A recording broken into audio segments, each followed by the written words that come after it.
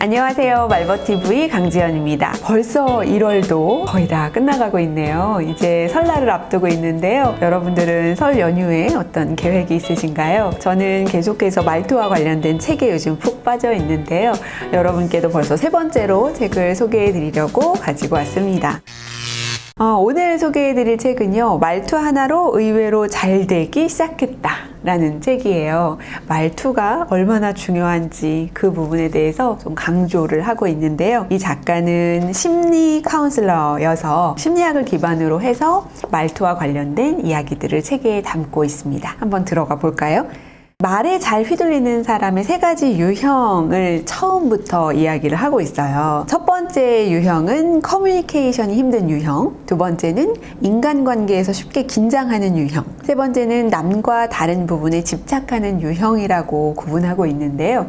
혹시 여러분 여기에 속하시나요? 여기에 속하는 유형은 말투를 바꾸면 훨씬 더 편안해질 수 있다라고 이야기하고 있습니다. 조금 더 구체적으로 살펴보면 첫 번째 커뮤니케이션이 어려운 힘든 유형은요, 자기식으로 받아들이는 사람을 의미하고 있어요.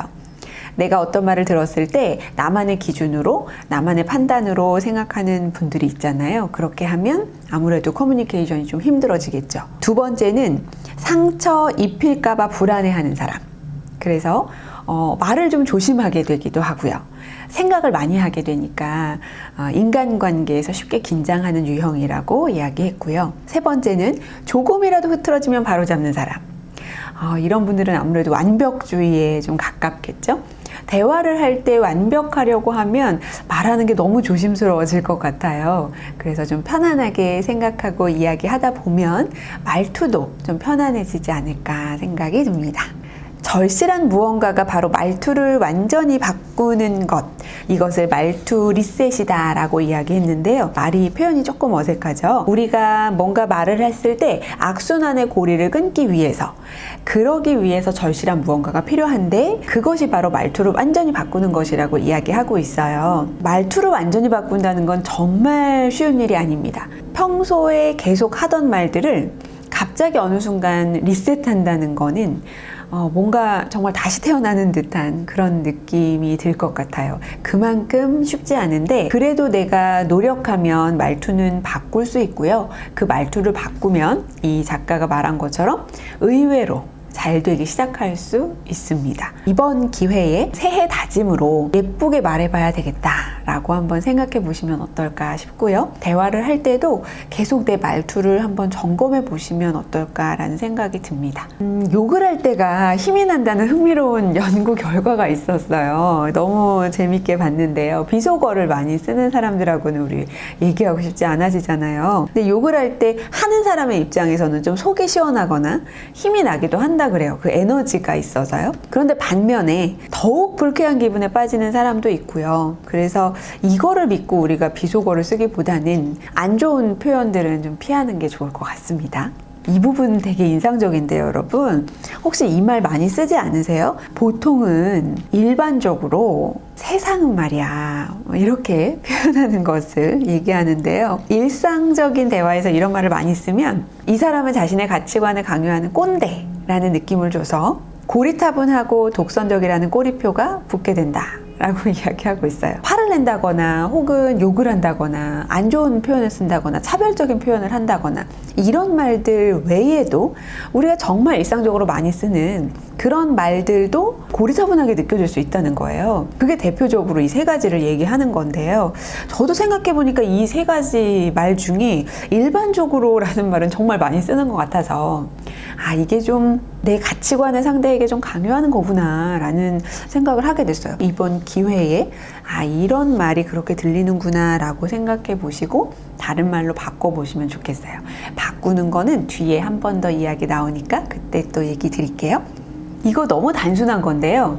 그렇구나, 그랬구나 이런 표현들 우리 많이 하잖아요. 특히 대화법 강의를 들어보면 그렇구나, 그랬구나 이렇게 뭔가 동의하는 표현을 쓰라고 하는데 이게 참 어색하죠. 군화체가 일부러 하는 말 같아서 저는 다라고 표현하는 게 조금 더 익숙한데요. 그랬겠다, 그럴 수 있겠다 이렇게 이야기하라고 좀 권하기도 합니다. 이 말을 아군이 되어주는 말이라고 작가는 표현했어요. 먼저 상대의 이야기를 듣고 자신의 가치 기준을 강요하지 않으면서 상대를 유연하게 받아들일 수 있는 말이 그랬군요, 그렇구나, 그랬구나 이런 말이라고 합니다. 어색하시더라도 그랬겠다, 그럴 수 있겠다 이런 표현으로 한번 써보시면 좋겠어요. 이거 대신 우리가 즐겨 쓰는 말들이 있습니다. 피해야 되는 말이라고 얘기하고 있어요.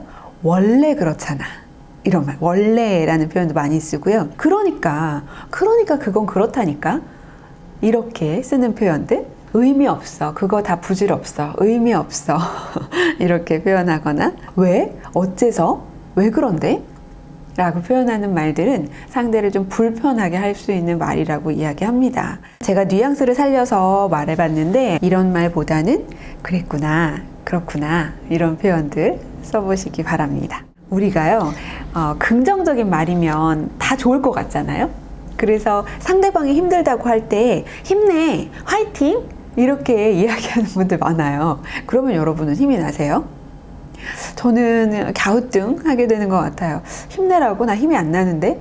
이런 생각도 드는 것 같고요. 작가가 말한 건 힘내, 좋아, 기대할게 이렇게 표현하는 것들이 오히려 상대방에게 부담을 줄 수도 있고 모두 다 긍정적이라고 해서 다 좋은 말은 아니다 라고 말하고 있습니다. 긍정적인 말에도 부정적인 측면이 있다. 긍정적인 말은 조금만 착각해도 무책임해질 수 있는 위험이 있다. 굉장히 무섭게 얘기하고 있죠. 힘내라는 말은요, 아직 실제로 행동에 옮기지 않았을 때 하는 말인데 듣기에만 좋은 말이지 전혀 의욕으로 연결되지 않는다고 얘기하고 있고요. 좋아 라는 말은 가볍게 사용되지만 의외로 상대방의 마음에 잘 와닿지 않는다고 해요. 기대할게 이것도 뭔가 한순간의 기분에 지나지 않는다고 얘기하는데요. 구체적인 행동으로 이어지기가 어려워서 그냥 하는 말처럼 기대할게 라고 얘기하는 느낌인가 봐요. 그리고 왜라는 말, 어째서 이런 말은 우리가 그냥 들어도 좀 따지는 것 같은 그런 느낌을 주잖아요. 일부러 좀 긍정적인 말을 쓰는 것처럼 하는 게 아니라 정말 그 사람을 위해서 할 수 있는 표현들을 해보는 게 좋겠습니다. 성격도 당신 자신의 말투가 만들어낸 것일지도 모른다 라고 이야기하고 있어요. 맞아요. 성격도 그런 것 같아요. 왜냐하면 내 성격은 이래서, 나는 내향적이라서, 나는 외향적이라서 이런 걸 잘해 이렇게 표현하는 경우가 많은 것 같아요. 나는 의외로 냉정해 라고 표현하는 것이 오히려 좀 중립적인 그런 느낌을 준다고 하는데요. 밑에 보시면 욱하는 것도 성격이니까 나 원래 좀 욱하는 게 있잖아 라는 것들도 전부 다 말로 인해서 내 성격이 만들어진다고 말하는 거거든요. 또 성격 같은 경우에 성격 바뀌지 않아요. 사람 고쳐 쓰는 거 아니래요. 이렇게 표현하는 거 농담으로 우리 하는 표현이긴 하지만 이런 말들이 전부 다 영향을 미친다는 거예요. 성격도 말투가 만들어낸 거 라는 부분이 좀 인상적이었어요. 여러분, 사과할 때 이 표현 한번 해보시면 너무 좋을 것 같아요. 우리 보통 잘못했을 때 내가 뭔가 죄송하다고 표현을 해야 될 때 대부분은 죄송합니다라고 단순하게 표현하죠. 그게 오히려 담백할 수도 있는데요. 작가는 일을 잘못했을 때 바로 죄송합니다라고 말하면 잘못한 진짜 원인을 알지 못해서 그저 사과만 하는 사람으로 내비칠 수 있다.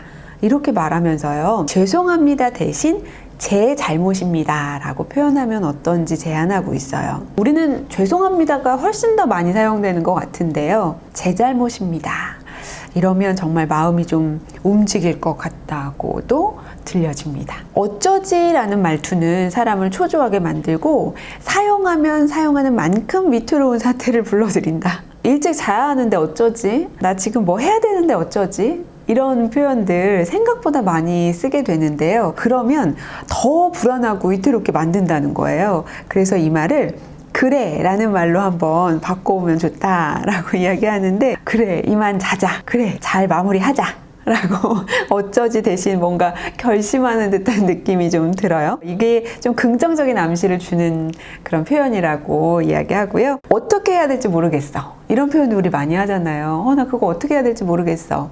이럴 때는 일단 사용해보자, 일단 해보자 라고 표현하면 뭔가 조금 더 긍정적인 뉘앙스가 있고요. 시도해보고 실행해보고자 하는 그런 느낌이 있는 것 같아요. 한번 바꿔보면 좋겠습니다. 여러분은 혹시 내가 다른 사람보다 조금 더 괜찮다라는 생각을 하진 않으시나요? 그걸 우월의 착각이라고 표현하는데요. 이거는 사람이 누구나 다 이런 생각을 할 수 있다는 건데, 중요한 건 남보다 열등하다는 생각으로 가득한 사람은 열등한 자신에 대해서 어차피 나는 이라고 말한다고 이야기합니다. 어차피 나는 안 될 거야. 어차피 나는 안 돼 라고 표현한다는 거죠. 그러면 실행하고 시도할 수 있는데도 좀 자제하거나 혹은 포기하거나 하는 경우들이 있잖아요. 이럴 때 의외로 나는 이라고 한번 표현해 보는 거죠. 의외로 나는 잘할 수 있어. 의외로 나는 괜찮은 사람이야. 이렇게 표현하면 좀 더 긍정적인 의미를 표현하고 또 자기 긍정감도 높아집니다. 앞에서 제가 보통은 일반적으로 세상은 이런 표현 했었잖아요. 그 말을 대체할 수 있는 표현이 나오는데요. 재미있는 건, 흥미로운 건 이런 거야. 신기한 건 이런 게 있더라고. 이렇게 표현해 보면 사람들이 자기 이야기를 잘 이렇게 들어주고 있다는 느낌을 준다고 합니다. 그래서 보통은 일반적으로 이런 표현보다는 이렇게 좀 흥미를 끌 수 있도록 표현해 보면 좋을 것 같아요. 말투에 얽매이지 않고 고립되지 않으려면 나만의 생각을 일반화시키지 않고 그 잣대를 버려야 된다고 이야기하고 있습니다. 좋아질 거야 라고 중얼거리며 푹 잠들었더니 자다가 도중에 깨면 어쩌지? 피로가 제대로 풀리지 않으면 어쩌지? 하는 불안이 말끔히 사라졌다. 이 표현도 좋은 것 같아요. 내 생각의 병은 말에서 오는 것 같다. 이렇게 표현하고 있는데요. 다 좋아질 거야 라고 표현하는 거죠. 우리 흔히 아침에 일어날 때, 왜 이렇게 피곤하지? 왜 이렇게 힘들지? 라고 하면서 일어나잖아요. 그때, 나 일어나고 나면 괜찮아질 거야. 좋아질 거야. 라고 표현해 보는 거죠. 그러면 조금 더 긍정적으로 시작할 수 있을 것 같아요. 내일 아침부터 한번 해보면 좋겠습니다. 또 실수했어. 난 역시 안 돼. 라고 반성하면 뇌에 스트레스가 쌓이고 그 스트레스를 해소하기 위해 의존할 대상을 찾는다고 해요. 나는 꾸짖고 단련하는 당근과 채찍보다 당근과 당근이 내가 말하는 이상적인 모습에 가까워지는 지름길일 수 있다. 이렇게 표현하는데 칭찬을 계속해 주면 더 잘할 수 있다라는 이야기인데요. 잘하고 있어. 스스로 계속 독려하면 정말 잘하는 모습으로 표현될 수 있다는 거예요. 아침에도 건강해질 거야 하면서 조깅도 하고요. 스트레칭도 하고요. 뭔가 일을 시작할 때 계속해서 이런 표현을 하다 보면 진짜 건강한 사람도 되고 진짜 좋은 사람도 될 수 있다는 거죠. 당근과 채찍보다는 당근과 당근 기억해 보시면 좋겠습니다. 주의를 받으면 잘못을 인정하려 하지 않는다. 하지만 그러니까 라는 말에는 내가 잘난 걸 알아달라는 심리가 있다. 이 얘기는 뭐냐면요. 우리가 뭔가 잘못을 했을 때 변명하듯이 아니 그러니까 나는 사실 그게 아니었어 라고 하거나 하지만 그런 게 아니에요 라고 표현을 하기도 하잖아요. 그러면 왠지 듣기에 변명하는 것처럼 들릴 수 있어서요. 그렇구나. 내가 그랬었구나 라고 인정하는 표현으로 바꿔보면 좋을 것 같습니다. 그래야 뭔가 내가 수긍하고 순응하는 것처럼 들릴 수 있으니까요. 그러면 좀 쿨해 보이지 않을까요? 상대에게 부정당했을 때 중요한 거는 상대가 하는 말을 나에게서 분리하는 것이다. 이 표현을 좀 다시 보면요. 우리 이런 말 많이 해요. 저 사람 왜 그러지? 왜 저 사람은 저러지? 라고 표현하는 그런 상대방을 약간 탓하는 느낌이라든지 상대방이 이해가 안 된다 라는 부정적인 생각을 할 때 그럴 때 물론이라는 표현으로 한번 바꿔보는 거예요. 물론 당신이 말하는 거 다 이해해요. 제가 미숙한 거 물론 잘 알고 있습니다. 이렇게 말해보는 거죠. 이렇게 말하면 상대의 의견을 받아들이면서 자기를 비하하는 기분이 드는 걸 피할 수 있다는 거예요. 또 한 가지는 아무렴 어때? 라고 표현하는 건데요.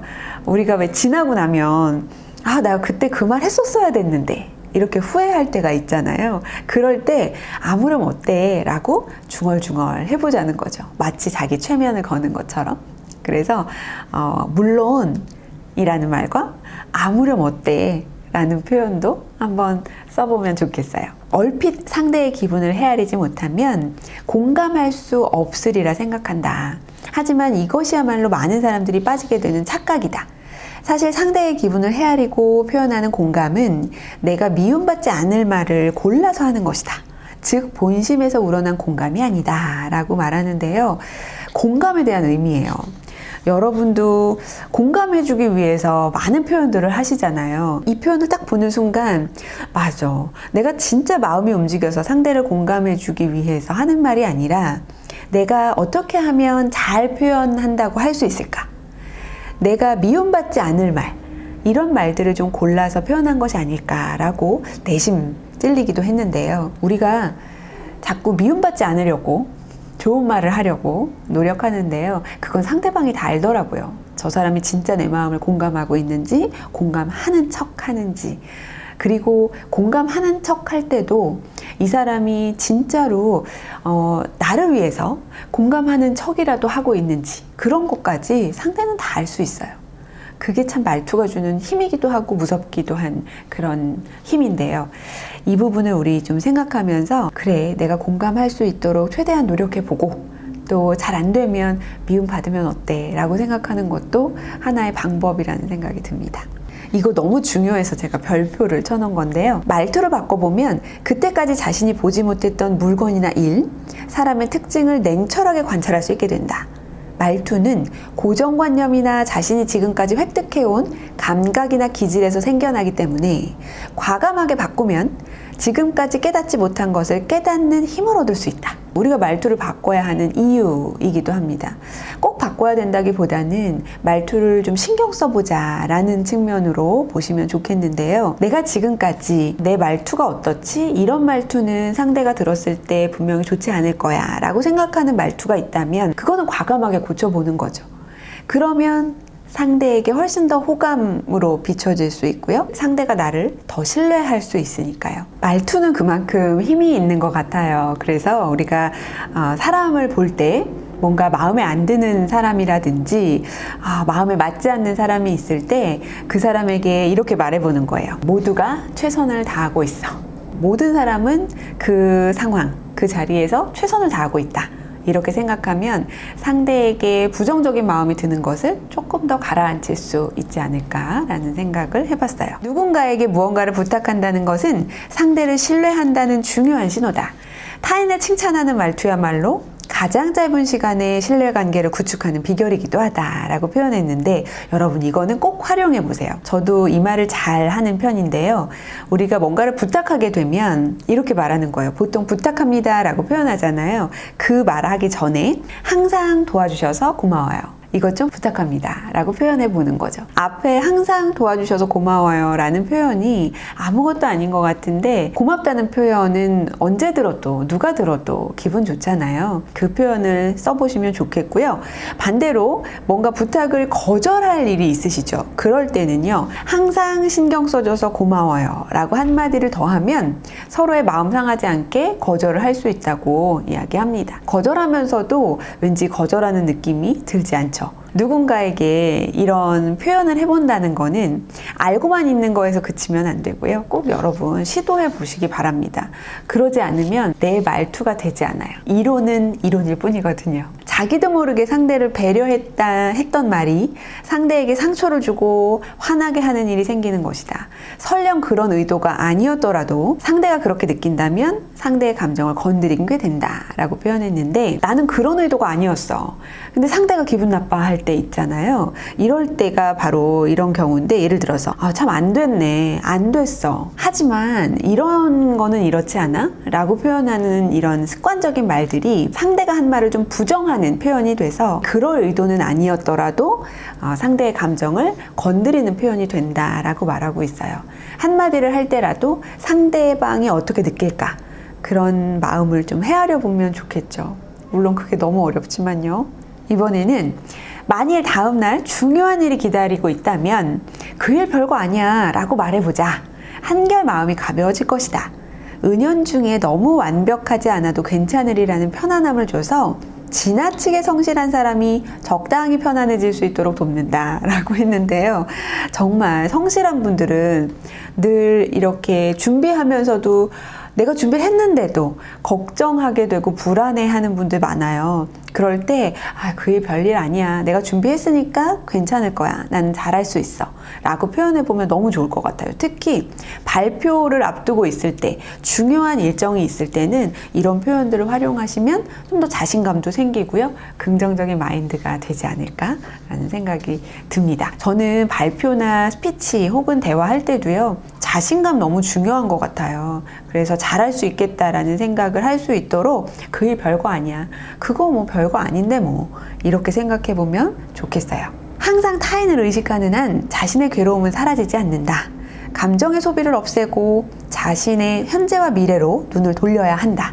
이렇게 표현했는데 이건 뭐냐면 우리가 늘 남을 의식하면서 타인과 비교하는 경우 많잖아요. 그럴 때 저 사람과 비교해서 라는 표현을 나도 모르게 한다는 거예요. 그런 말을 하다 보면 타인을 너무 의식하게 되고 내 감정 소모를 하게 되는데 왜 나만 이렇지? 그 표현 대신에 저 사람도 힘들 거야. 저 사람도 이럴 거야. 라고 생각하고 그 말을 뱉어보는 거죠. 뭔가 비교하면서 불편한 마음은 좀 사라지지 않을까 싶어요. 마지막입니다. 마치면서라는 에필로그의 저자는 이렇게 얘기해요. 인생의 행복은 말에 달려있다. 태초에 말씀이 있었다 라는 신약성서의 유명한 구절을 작가는 좋아한다고 하는데요. 세상은 전부 말로 이루어져 있고 말로 이루어지지 않는 것은 아무것도 없다는 그런 의미가 그 말 속에 담겨 있다. 자각하든 자각하지 않든 말이 우리의 인생을 이루고 있다. 모든 것은 말로 이루어져 있다는 것은 행복이나 기쁨 또한 말과 함께 이루어 나가는 것이라는 뜻이다. 이 말 한마디가 이 책의 모든 것을 담고 있는 것 같습니다. 인생의 행복은 말에 달려 있다. 내 행복뿐만 아니라 상대의 행복 그리고 좋은 관계를 유지하는 데도 말은 영향력이 강력합니다. 그래서 여러분 우리 좀 더 예쁘게 말해보고 말투를 좀 신경 써 보시면 좋을 것 같아요. 설날 뭔가 새롭게 다짐하게 되잖아요. 그래, 올해는 내가 말을 좀 예쁘게 해봐야지 라는 다짐이 꼭 들어가면 좋겠다는 생각이 들어요. 여러분 새해 설날 잘 보내시고요. 저랑은 또 다른 책으로 인사드리겠습니다. 말버TV 내용 도움이 되셨으면 좋아요와 구독 눌러주시고요. 또 뵐게요. 고맙습니다.